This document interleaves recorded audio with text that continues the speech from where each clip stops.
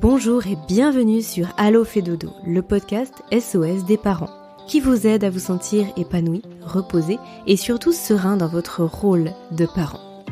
Parce que nous sommes convaincus que la famille est un tout, où chaque membre a sa place et où le mal-être de l'un impacte le bonheur commun, nous vous proposons ici une approche à 360 degrés de la famille. Nous vous parlons de votre quotidien sous tous ses angles. Vos enfants, vous en tant que parents, mais aussi et surtout la qualité de la relation sont au cœur des sujets de chaque épisode. Toutes les semaines, je reçois des experts, des consultants, des consultantes, des professionnels de la petite enfance qui, à l'image de Caroline Ferriol, fondatrice de l'univers Fait Dodo, ont tous en commun d'être passionnés et profondément bienveillants dans leur approche et leurs conseils. Nous parcourons ensemble les sujets qui vous intéressent, vous intriguent et vous troublent parfois. Car oui, en tant que parent, de nouvelles questions émergent chaque jour et les bonnes réponses font toute la différence. Pour les curieux qui se demanderaient qui est cette voix derrière le micro, eh bien je m'appelle Aurélie Montin, je suis consultante spécialiste du sommeil adulte et auteure du podcast Insomnie hors de mon lit. J'anime Allo fait dodo chaque semaine, avec pour objectif de vous proposer le meilleur de chacune de mes invités, ainsi que les sujets les plus percutants. Il m'arrivera parfois de changer de place derrière le micro pour vous parler sommeil, de votre sommeil à vous, parents, car oui, dormir quand on fonde une famille est aussi un challenge parfois. Très bonne écoute à toutes et à tous.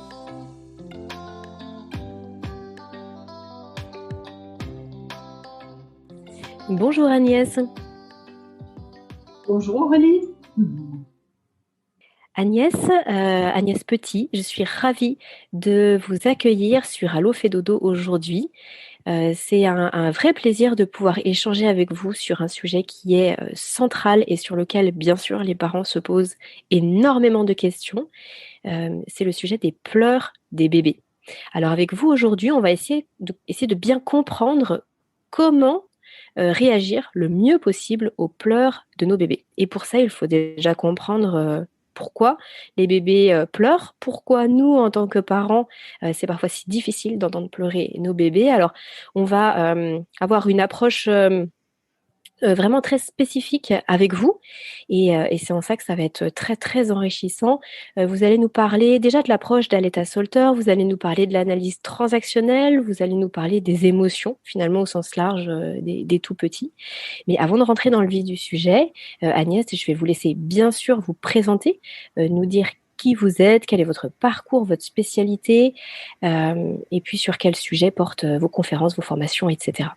D'accord. Bon, en tout cas, merci aussi de m'avoir invitée. Je suis ravie d'échanger sur ce sujet parce que ça fait une quinzaine d'années que j'explore ce sujet des pleurs des bébés et que je constate et, au fur et à mesure et confirme qu'il y a beaucoup de connaissances à diffuser.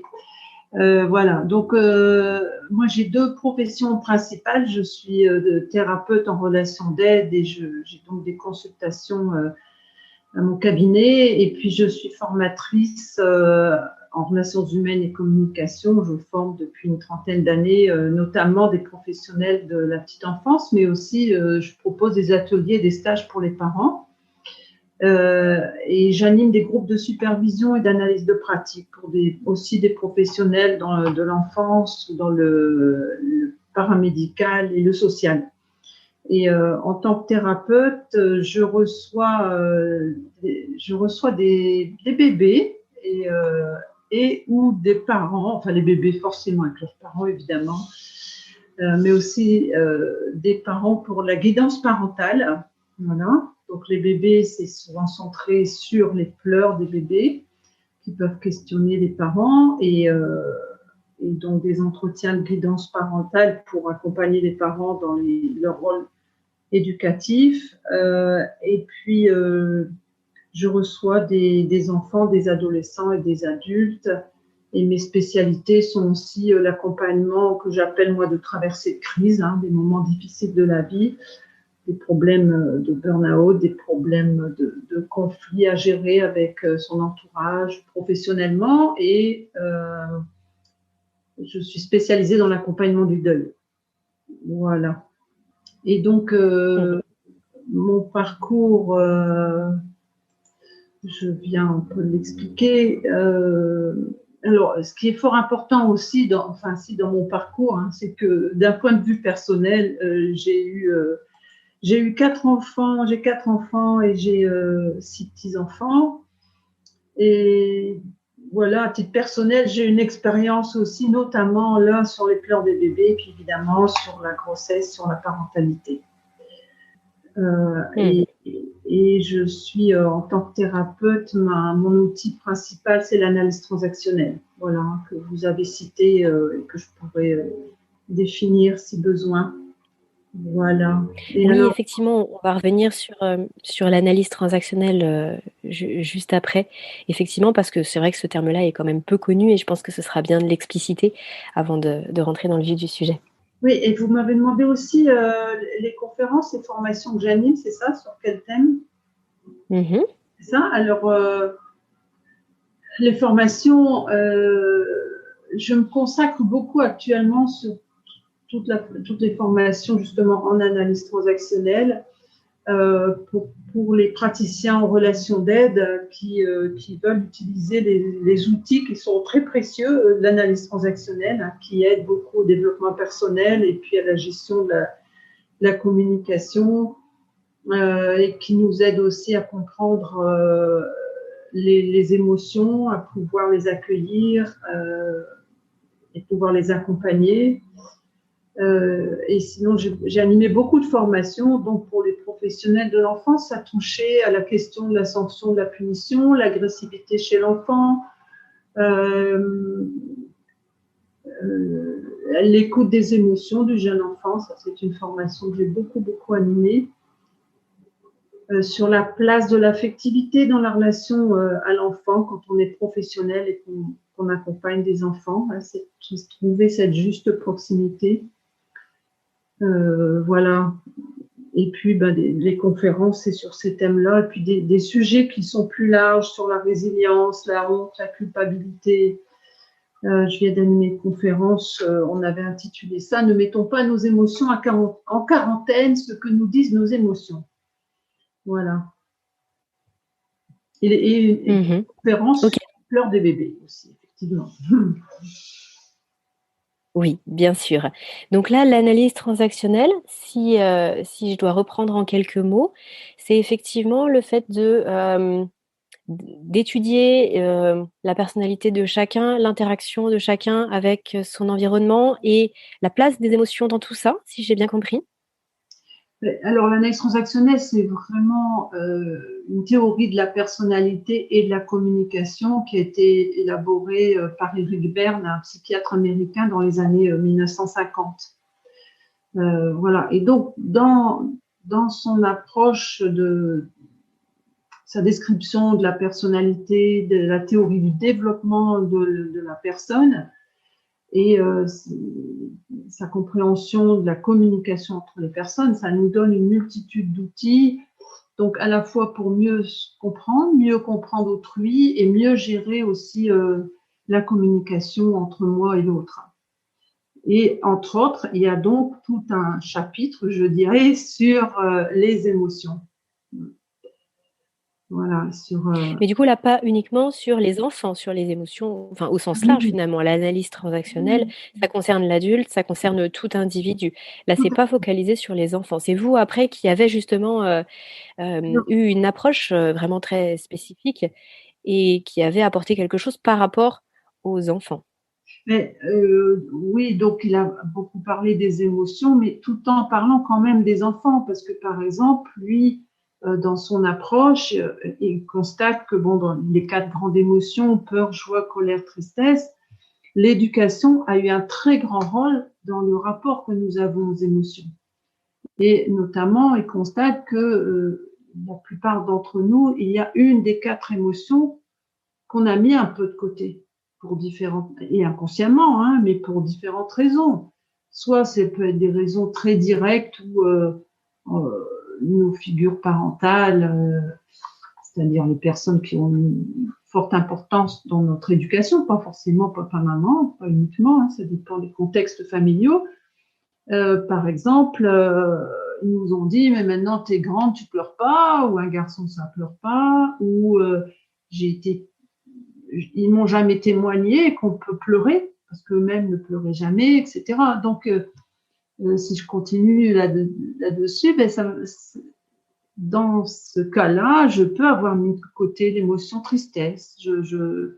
Inconsciemment, hein, elle ne fait pas partie de mon décor, si je puis dire. Et donc, quand il a parlé des émotions, il a forcément parlé de l'enfance en disant que très jeune, nous avons un peu appris à réprimer une des 4 émotions. Hein. On voit beaucoup de personnes qui sont en difficulté avec la colère, par exemple.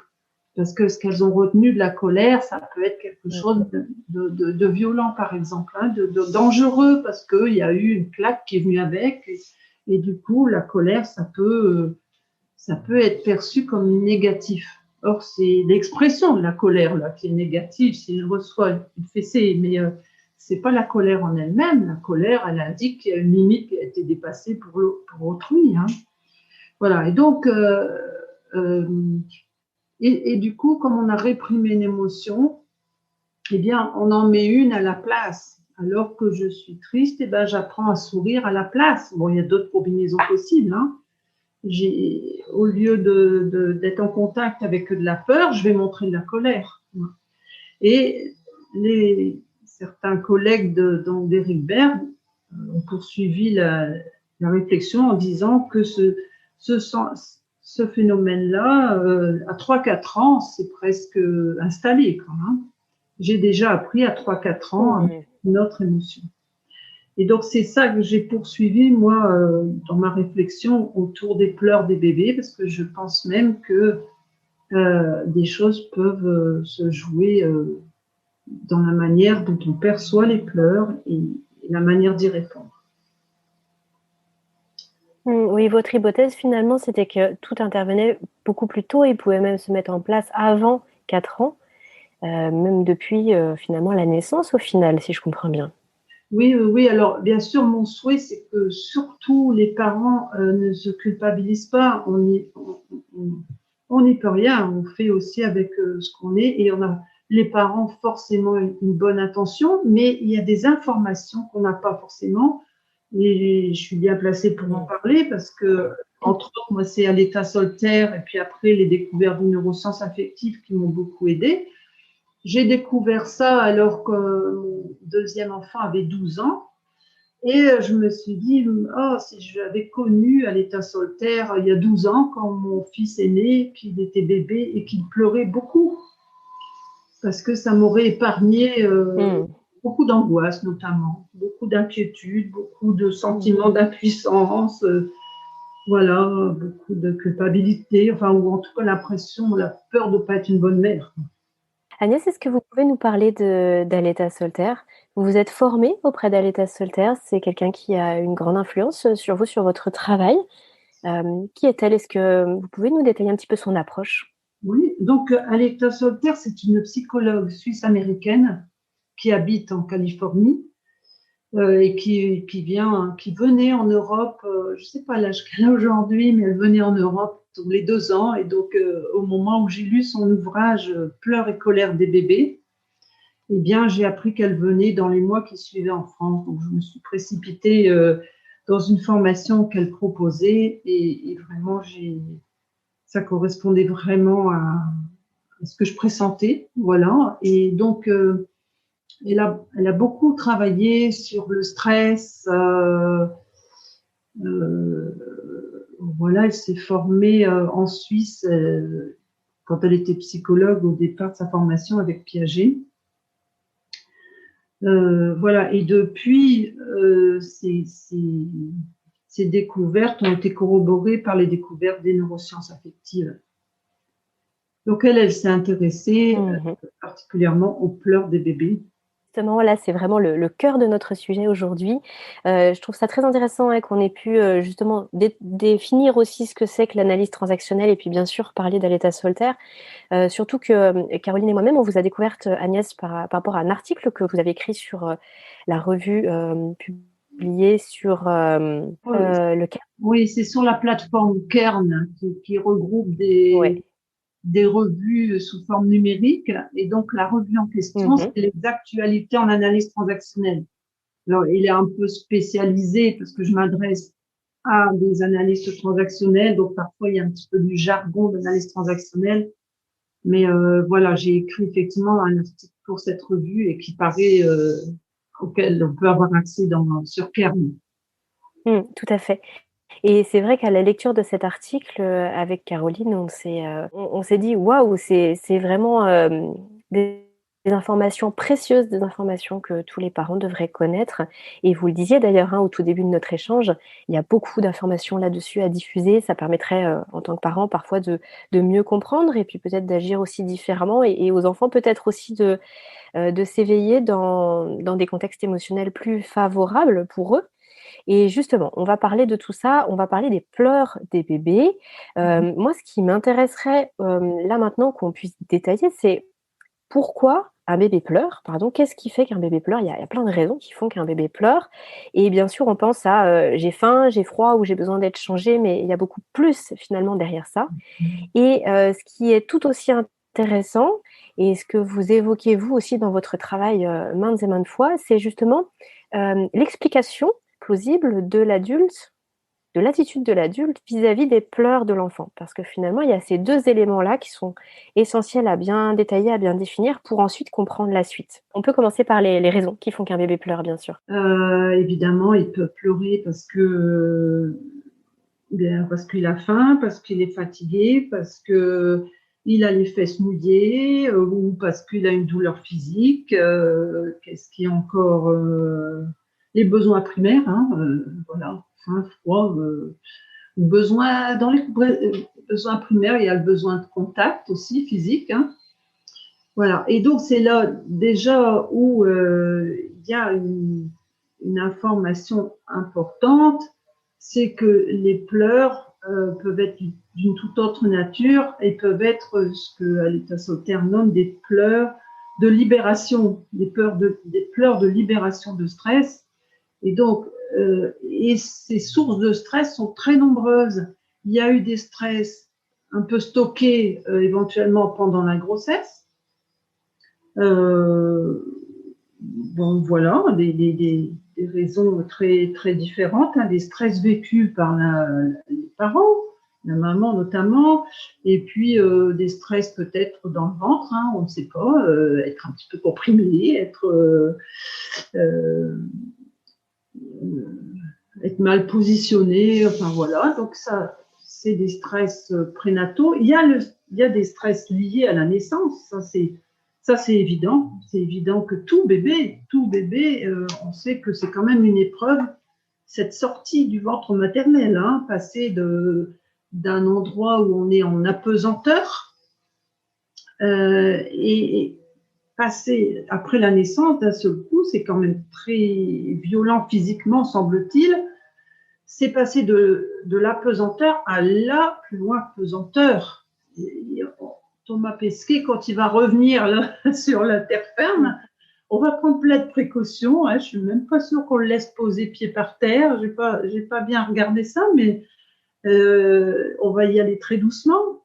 Et donc, ce bébé, il passe de l'apesanteur à quelque chose où il vit une pesanteur et il tombe sur une planète qui tourne à 15 km/h. Tout ça, c'est quand même éprouvant. Il passe de 37 degrés, température constante, à 20-22 dans une salle d'accouchement. Des bruits qui étaient feutrés et là, des bruits, des cliquetis, des objets chirurgicaux qu'il peut y avoir, utilisés par les soignants. Des intrusions, comment on lui nettoie le nez, etc. Enfin voilà. Donc, on n'y peut rien, c'est comme ça, mais c'est quand même du stress. Et le seul moyen que le bébé a d'évacuer ça, de gérer ça, eh bien, ça va être de pleurer. Et donc, les pleurs ont cette cause très importante de se libérer des différents stress. Et puis, il y a les stress aussi un peu plus loin au bout de quelques jours, l'entrée à la maison, le retour à la maison, un grand frère, enfin une maison qui vit, hein, c'est ça, une maison qui vit, voilà, il y a des petits bruits ou des gros bruits. Voilà. La première fois où on va sortir dans une petite fête de famille, de faire des courses avec papa-maman, c'est des surinformations, des surstimulations qui sont au fond des sources de stress. Stress ne voulant pas dire quelque chose de vraiment négatif. Hein. La définition du stress, c'est toute réponse du corps à une stimulation externe. Hein. Donc, même la joie, une très bonne nouvelle génère en nous du stress. C'est une réaction physiologique qui se passe automatiquement. Donc, cette deuxième grande catégorie de causes des pleurs, c'est des pleurs de libération et qu'on peut appeler de guérison. Et ça change tout, de vraiment bien comprendre ça. Donc, c'est en lien avec la deuxième question. Très souvent, et quand je pose la question aux parents, voire même aux professionnels qui s'occupent de bébés, qu'est-ce que ça leur fait, ces pleurs de bébé, comment ils vivent ça? Eh bien, la réaction est à 95% une réaction un peu de difficulté, voire ça peut aller jusqu'à la douleur. Hein. J'ai mal pour mon bébé, l'entendre pleurer, c'est vraiment difficile. Parce que peut-être aussi, on y met derrière de la souffrance. Or, comme je viens de dire, il y a des pleurs de guérison, des pleurs de libération, et ça n'est pas de la souffrance. Si je fais un parallèle, l'être humain, il a besoin plusieurs fois par jour d'aller uriner. Il faut que ça se passe, et c'est pas une souffrance. Ça devient une souffrance si la personne se retient. Et donc, qu'est-ce qui fait donc que les pleurs sont si difficiles à accueillir, hein, eh bien, il y a vraiment plusieurs choses. Ce qui serait ancré en nous depuis des millénaires, hein, c'est le fait, par exemple, que des millénaires, en tout cas, je ne sais plus l'homme de Cro-Magnon à combien ça remonte, mais par exemple, à cette époque-là, il ne fallait pas que le bébé pleure, parce que dans la grotte, on pouvait être repéré par des prédateurs ou par un clan adverse, donc on faisait taire les bébés, donc il semblerait qu'ils puissent, de manière archaïque, nous rester des choses comme ça. Il y a une deuxième raison, c'est aussi que notre bébé nous renvoie, et là c'est très inconscient évidemment, mais c'est que ça nous renvoie aussi à nous quand nous étions bébés. Et ça c'est très profond en nous, mais je mesure combien ce sujet-là parfois peut chambouler les personnes qui m'écoutent. Mais je pense que c'est parce que aussi ça nous replonge à notre insu dans notre petit vécu de petit bébé. Et avec des vécus forcément, il semblerait que tous on ait vécu un petit moment de sentiment d'abandon, par exemple, ou ce biberon qui n'arrive pas assez vite, etc. Voire pire, hein, à l'âge que j'ai, je ne sais pas si ma maman a dit ça ou mes proches, mais c'était assez courant de dire laisse-le pleurer, ça va lui passer. Ou laisse-le pleurer dans la chambre du bourg, ça va bien finir par s'arranger. Donc, ça peut être un sentiment quand même vécu par le bébé d'un très grand désarroi. Et du coup, on peut projeter sur notre bébé ce désarroi qui n'est pas forcément exact, hein. Et comme on a envie de bien faire, eh bien, on va être très préoccupé par ces pleurs du bébé. Alors, la question, c'était qu'est-ce qui... Donc, comme on ne connaît pas bien toutes les raisons, on imagine que c'est de la souffrance, que c'est à nous d'y faire quelque chose, que j'ai vérifié qu'il a pas faim, qu'il a pas froid, qu'il fait pas de fièvre, etc. Et il pleure toujours. Mais qu'est-ce qui se passe? Est-ce que c'est moi qui suis pas la bonne? Et là, ça peut devenir douloureux, quoi, dans ces cas-là. Voilà. Et ça, c'est… Il y a peut-être une précision, Agnès, Oui, il y a peut-être une précision qu'on peut faire ici, à savoir que vous mettez en parallèle justement le fait de ne pas trop justement mettre de choses négatives derrière les pleurs des bébés, et en même temps vous dites que ça peut procurer un sentiment d'abandon chez l'enfant si on le laisse dans ses pleurs pendant longtemps, si on le laisse isolé, si on ne s'occupe pas de lui pendant ses pleurs. Et du coup, moi, à travers ces deux choses-là, j'ai envie de dire, mais finalement, quelle est l'attitude que devrait avoir un parent pour que ce soit le plus favorable à la fois pour lui et à la fois pour son enfant, entre l'indifférence et entre finalement trop d'attention qui font que le bébé ne peut pas exprimer ses pleurs alors qu'il en a besoin. oui. Alors, je vais aller dans cet ordre-là. Effectivement, qu'est-ce qu'on peut faire? Mais ce sera très important de revenir aussi sur les conséquences de nos réponses spontanées. On y reviendra après. Donc, l'idée, ça veut dire que c'est important d'accompagner les pleurs des bébés. C'est c'est complètement révolu de le laisser pleurer seul à l'autre bout de la maison, ou cette fameuse phrase qu'on entendait laisse-le pleurer, ça lui fera les poumons. Il est, les pleurs signifient que le bébé a un besoin. Hein, donc on l'a vu, soit un besoin primaire ou de contact, ou alors il a besoin de se libérer, mais ça doit être de manière accompagnée. C'est-à-dire que on va pas faire ça avec des adultes. C'est Eric Binet qui dit, imaginez, il est aussi thérapeute et psychologue, lui, et il dit, dans mon cabinet, c'est comme si une personne se met à pleurer, je vais pas commencer à lui faire des chatouillis pour que ça passe, ou à lui dire, attendez, je vais allumer la radio, ça va passer. La posture, c'est bien d'accueillir la tristesse de la personne que j'écoute. On le fait entre adultes. Voilà. Et donc, l'idée, c'est vraiment d'être présent avec le bébé. Alors, évidemment, je pourrais y revenir encore après. L'idée, c'est vraiment, par exemple, de le prendre dans les bras. Moi, j'ai réappris à faire ça avec mes petites filles qui sont nées il y a 3 ans et demi et 4 ans, parce que mes enfants, ils sont très grands. Donc, j'ai réappris à faire ça avec mes petites filles. Donc, c'est de la prendre et après avoir vérifié que tout le reste était OK, le sommeil, la nourriture, etc., je lui disais 2 mots. Je lui disais, mais je sais pas trop pourquoi tu pleures là, mais je suis là, tu peux pleurer. Si ça te fait certainement du bien, vas-y. Et donc, j'essayais de capter de temps en temps son regard, mais un bébé qui est en pleine crise de larmes, il a les yeux parfois fermés ou il ne nous regarde pas forcément, quoi.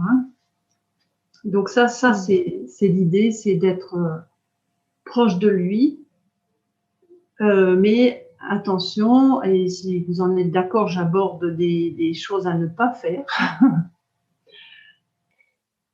Donc Agnès, juste avant d'aller plus loin, si je me permets de résumer votre pensée, pour voir si je vous ai bien suivi, c'est qu'à la fois, il est très important de ne pas ignorer les pleurs de l'enfant, de les accepter, de lui dire au bébé, à l'enfant qu'il a le droit de pleurer, mais en même temps sans vouloir faire taire les pleurs. Et je pense que c'est là la grosse difficulté et la grosse nuance aussi, c'est que souvent on a tendance à vouloir faire taire les pleurs, alors qu'en fait il faut simplement les accueillir, et c'est le terme que vous avez utilisé, je trouve qu'il est vraiment très parlant. C'est bien là votre idée, votre philosophie, votre pensée par rapport à tout ça? Oui. Enfin, ma pensée et ce que l'on constate à travers des études scientifiques aussi, et ce que Aletta Solter a mis en évidence et qu'elle relate à travers des références à des études très concrètes. Voilà. Et donc, effectivement, on a bien vu que les effets qu'ont sur nous, adultes, les pleurs des bébés, nous poussent à faire en sorte qu'ils cessent, comme si c'était un objectif, parfois inconscient, qui s'arrête. Parfois c'est conscient, dans une structure dans une crèche, on peut vraiment avoir envie que ça s'arrête pour pas que les autres bébés se mettent à pleurer ou soient réveillés par celui qui pleure. Donc ça, c'est encore autre chose. Mais dans la plupart des cas, dans le milieu familial, on se rend compte que la réponse aux pleurs vise plus ou moins consciemment à ce que ces pleurs s'arrêtent. Et c'est vrai que mon expérience personnelle, j'ai été ouf, il ne pleure plus, donc c'est que ça doit aller mieux. Voilà, j'ai été rassurée quand il ne pleurait plus. Et c'est là que Aletta Solter a mis en évidence des choses qui peuvent conduire à des automatismes de contrôle. Alors, je m'explique. Elle a mis en évidence, en observant différents types de réponses des adultes. Et personnellement, ce que je faisais, moi, quand mon garçon pleurait, je le mettais assez souvent au sein parce que sa grande sœur, je l'avais nourri à la demande. Donc, je faisais un peu la même chose et quand il pleurait, je le mettais au sein. Mais quand c'est une réponse comme ça, un peu systématique, alors que lui n'avait pas faim, hein, il y a plein de fois où je suis sûre aujourd'hui qu'il n'avait certainement pas faim, eh bien, si c'était un besoin de se libérer, et on pourrait le comprendre, hein, parce que dans mon article, je dis que finalement, nous savons que notre fils que j'ai perdu un jumeau pendant la grossesse. Donc, c'est quand même c'était en tout début de grossesse, mais c'est quand même, donc, on peut imaginer un événement qui peut être traumatique pour le bébé qui survit. Et bref, pour d'autres raisons, hein, il pouvait aussi pleurer lié à du stress, plein d'autres raisons. Hein. Et donc, le mettant au sein, quand c'est une réponse automatique comme ça, eh bien, ce que ça met en évidence, c'est que l'enfant, après, on le voit quand il prend un peu d'autonomie, c'est vouloir manger quand il ressent du stress, par exemple. Donc, c'est ce que vous appelez justement les automatismes constatés dans de l'enfance, puis à l'âge adulte, et qui prennent racine dans la toute petite enfance en fonction de la réaction de l'adulte, des parents vis-à-vis des pleurs. D'accord. Alors, bien sûr, l'inverse n'est pas forcément vrai. C'est pas parce que quand je rentre du boulot stressée, je m'empile la moitié d'une plaque de chocolat. C'est pas forcément lié à la manière dont mes pleurs ont été gérés quand j'étais bébé. Mais en tout cas, c'est l'inverse qui peut avoir des conséquences.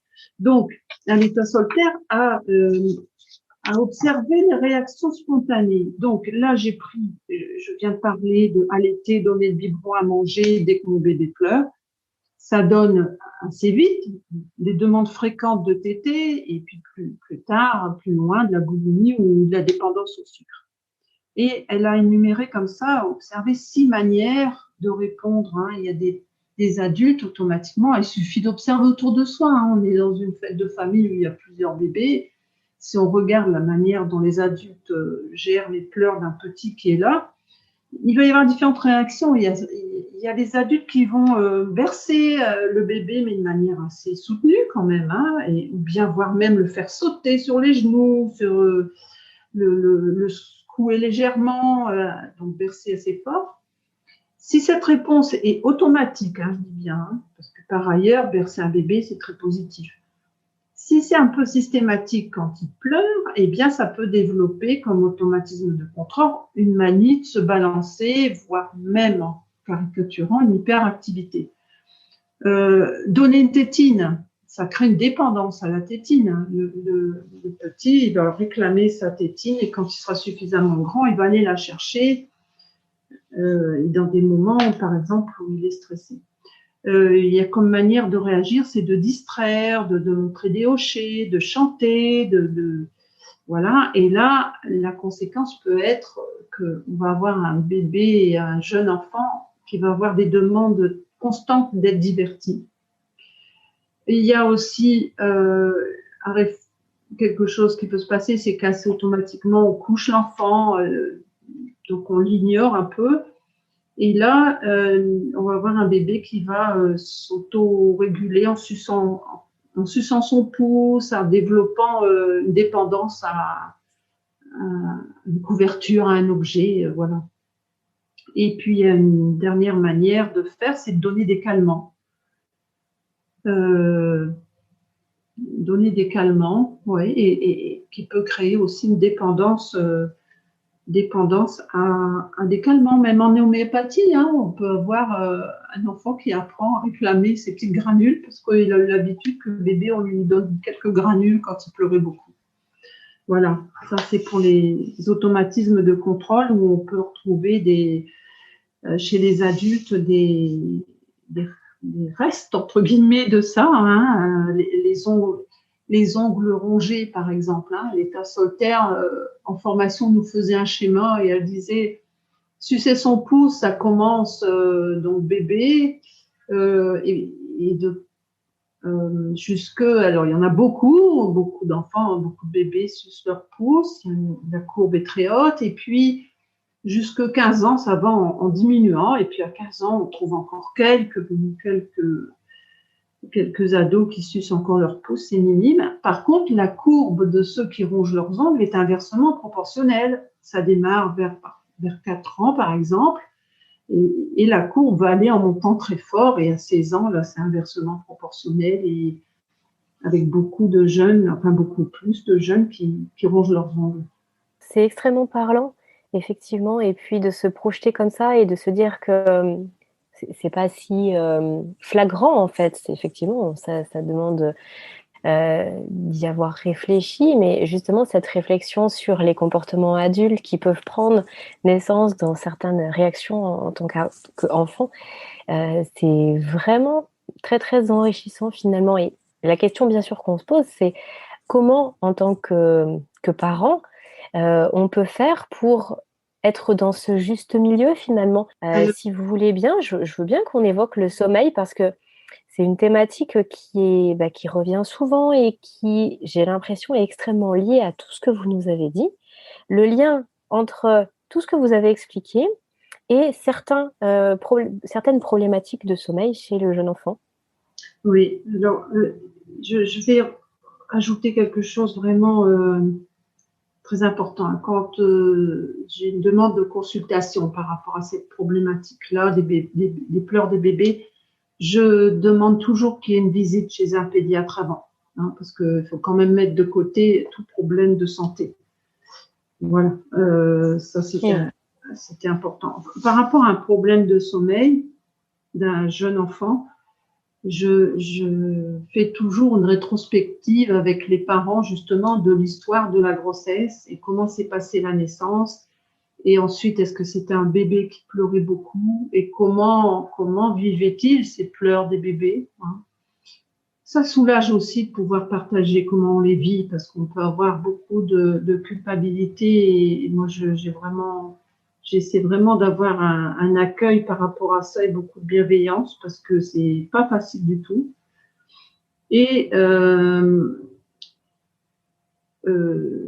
donc voilà, déjà dans l'histoire, on peut constater peut-être que ce bébé a vécu des stress importants. Encore une fois, il n'a pas vécu des traumatismes, hein, mais il y a eu un accouchement par forceps, par exemple, des choses comme ça. Il pleurait beaucoup.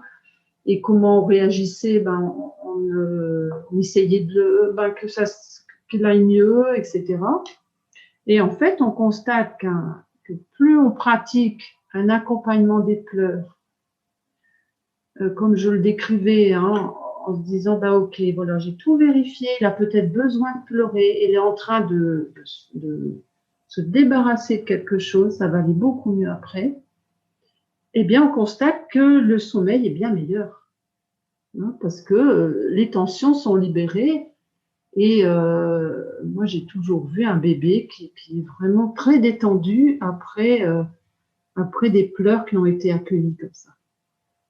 Alors après, sur le sommeil, c'est plus votre spécialité. Vous avez certainement d'autres choses à ajouter, mais en tout cas, moi, c'est le lien que je fais avec la question des pleurs des bébés. Je voulais dire que j'ai oublié une chose fort importante, c'est que il y a des choses qui se passent vraiment au niveau biochimique quand le bébé, quand il y a du stress, hein, avec une sécrétion de cortisol qui, à haute dose, devient très délétère le, le pour l'organisme du bébé. On sait aussi même que c'est délétère pour le développement du cerveau. Hein. Et donc, ce que l'on sait aussi, c'est qu'il y a une étude biochimique qui a été faite où on a analysé les larmes que nous, même adultes, hein, ça a été fait chez les adultes aussi, les larmes que nous sécrétons quand nous pleurons de chagrin, elles contiennent des toxines. Et on a analysé les larmes qu'on sécrète quand on épluche des oignons, il n'y a pas de toxines. Donc, ce sont des pleurs de guérison et de guérison psychologique, mais aussi de guérison physique. Il se passe quelque chose vraiment dans la libération et la gestion du stress au niveau de l'organisme lui-même. Oui, d'accord, Agnès, effectivement, c'est très, très éclairant ce que vous nous dites. Et justement, vous répondez presque complètement à la question que je m'apprêtais à vous poser. C'était justement par rapport à ces fameuses larmes et à la présence de cortisol.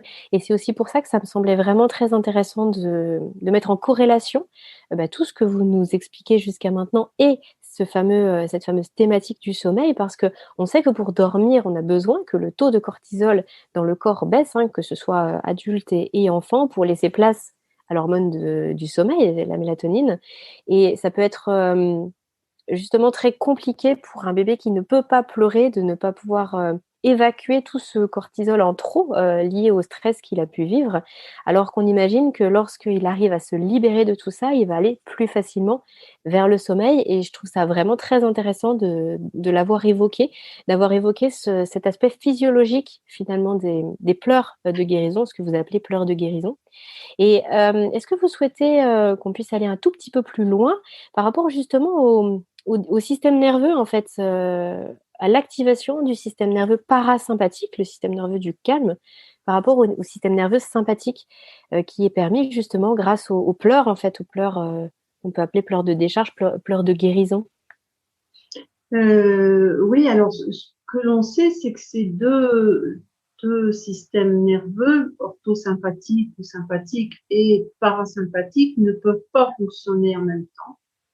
Donc, quand on est sous stress, c'est notre système nerveux orthosympathique qui se met en route et où il y a du coup effectivement sécrétion de cortisol, etc. C'est aussi ce système-là qui nous met en défense. Si je subis, si j'entends un très gros bruit et que j'ai peur, c'est mon système orthosympathique qui se met en action. Et je ne peux faire fonctionner le système parasympathique de détente, etc., que si j'arrête l'orthosympathique. Donc, c'est comme si pour le bébé, si j'arrête ses pleurs, si je ne permets pas cette libération, c'est comme si j'appuie sur c'est une image que donne Éric Binet, j'appuie sur l'ascenseur pour monter et descendre. Ça peut pas être les deux en même temps. Voilà. Et du coup, l'expression des pleurs et de cette libération font qu'on actionne à ce moment-là le système parasympathique qui a comme conséquence de calmer, effectivement, hein, de la sécrétion de mélatonine, d'ocytocine, etc. Et qui va prendre le relais. Voilà. Pour l'enfant. D'accord. Ok. Agnès, nous avons évoqué beaucoup de choses. Vous nous avez éclairé sur un certain nombre de points. C'était vraiment passionnant. Je vous remercie pour tout ça. On arrive à la fin de notre interview. Il y avait juste du coup une question que je voulais vous poser en lien avec justement ce que vous avez évoqué au tout début de l'interview, le terme de guidance parentale. Parce que là, avec tout ce que vous nous avez dit là aujourd'hui, justement cet accueil des pleurs, cet accueil des émotions, ne pas ignorer, ne pas vouloir faire taire, mais juste être dans l'accueil. ça se retrouve pas que finalement dans la toute petite enfance avec un bébé qui pleure et qui ne parle pas encore. Ça se retrouve aussi finalement tout au long de l'enfance et dans notre rôle de parent, dans la parentalité. Il y a une grande place finalement à l'écoute des émotions de l'enfant. C'est un sujet bien sûr sur lequel vous travaillez énormément.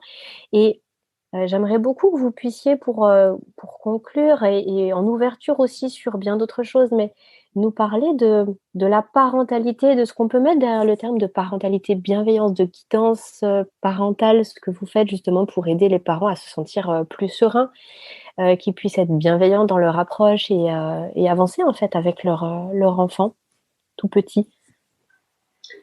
Donc sur la notion de guidance parentale, moi je vois mon rôle comme un accompagnement des parents à partir de leur vécu à eux.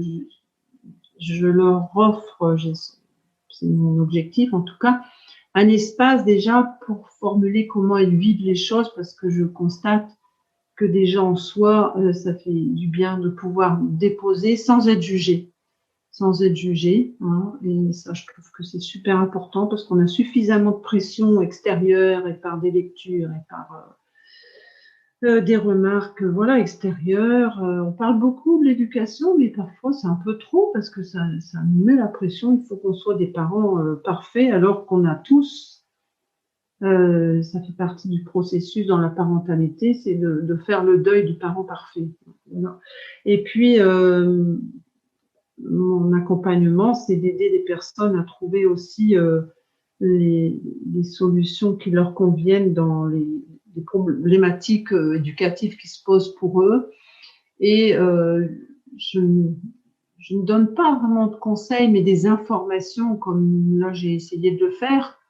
Alors moi, je tire aussi mes informations sur différentes formations que j'ai pu faire sur les neurosciences affectives et puis qui touchent à la communication, des informations sur qu'est-ce qui facilite la communication, qu'est-ce qui facilite l'expression de nos enfants dans la manière qu'on a de leur répondre, de les écouter. Qu'est-ce qui peut favoriser le fait d'être entendu par nos enfants quand on a, par exemple, une exigence à avoir vis-à-vis d'eux? Comment gérer un conflit? On parle souvent de la question de la responsabilisation, comment les aider à intégrer les règles. Alors c'est pour ça que je suis aussi assez passionnée par la question de la sanction éducative, la question des punitions. Qu'est-ce qui va... Pour moi, l'objectif, c'est de responsabiliser l'enfant et de l'aider à intégrer des limites par des moyens positifs, quoi. Et ça, je trouve ça intéressant.